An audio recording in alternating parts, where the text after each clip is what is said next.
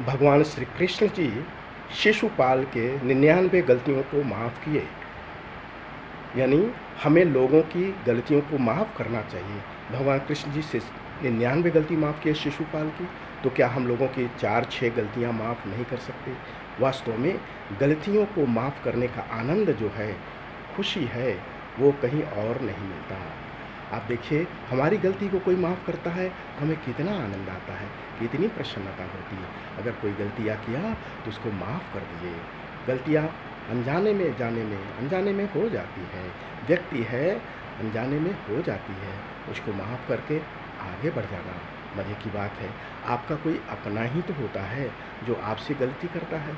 तो अगर आपका अपना ही है, अपने संबंधों में, शुभचिंतकों में, मित्रों में, परिवार में, पड़ोसी, तो उसकी गलती माफ़ कर देने में क्या दिक्कत है? आगे बढ़ जाना है। अगर कोई अपरिचित है तो उसको कोई भाई ज्ञान ही नहीं है हमारे बारे में, तो वो गलती के कोई मतलब नहीं होता, तो उनकी भी माफ़ कर देना चाहिए। उलझने की कोई ज़रूरत नहीं कि सारे बंदे भारत माँ के सपूत हैं, सारे बच्चे परमात्मा के बच्चे हैं, भारत माँ के सपूत हैं, तो अपने सगे हुए तो उनकी गलती माफ़ कर देना चाहिए। सगे से क्या लड़ाई करना, उनकी सगे की गलती माफ़ करके आगे निकल जाए।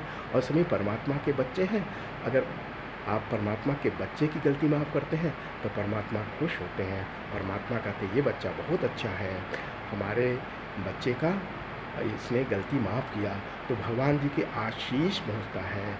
और जिसकी गलती माफ़ करते हैं उनकी आत्मा की दुआ मिलती है, उनके परिवार की दुआ मिलती है, और आपका नाम बढ़ता है, यश बढ़ता है कि आप लोगों की गलती माफ़ करने में विश्वास करते हैं। वास्तव में गलती माफ़ करने का आनंद ही अलग है।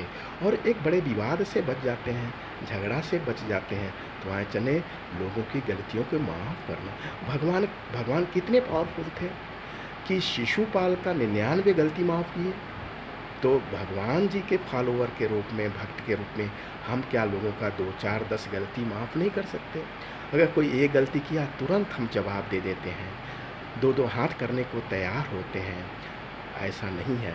उस समय स्मरण करना चाहिए कि हरे कृष्णा भगवान श्री कृष्ण के हम भक्त हैं, उनके बच्चे हैं। जब भगवान श्री कृष्ण ये इंगित कर रहे हैं, आदेशित कर रहे हैं कि बच्चे, हम जब 99 बार गलती माफ़ करते हैं, शिशुपाल अमर्यादित भाषा का प्रयोग करते हैं, अपमानजनक बातें करते हैं भगवान कृष्ण के, जो जगत का नियंता है, जो ब्रह्मांड का नियंता है। ज़रा देखिए, वो चाहते थे एक चुटकी में ख़त्म हो जाता, बिना कुछ किए ही ख़त्म हो जाते शिशुपाल, लेकिन उन्होंने 99 बार गलती किया। वो मानवता को ये संदेश दे रहे हैं कि भाई गलती माफ़ करना चाहिए। इसलिए गलती माफ़ करके जीवन को मुस्कान से भर लीजिए, ठहाकों की यात्रा करिए, आनंद के सरोवर में स्नान करिए, और शांति के मंदिर में बैठ के भगवान कृष्ण का भजन करिए। राधे राधे।